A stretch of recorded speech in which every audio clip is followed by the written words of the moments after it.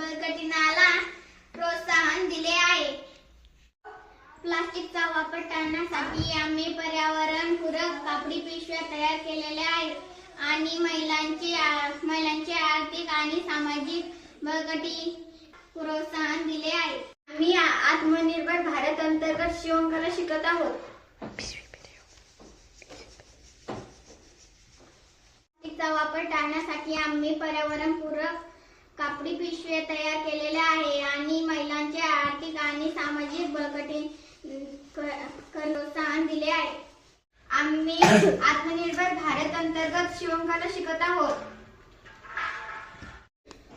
प्लास्टिकचा वापर टाळण्यासाठी आम्ही पर्यावरणपूरक कापडी पिशव्या तयार केलेल्या आहे आणि महिला आर्थिक आणि सामाजिक बळकटीला प्रोत्साहन दिले आहे. आम्ही आत्मनिर्भर भारत कार्यक्रम अंतर्गत शिवणकला शिकत आहोत.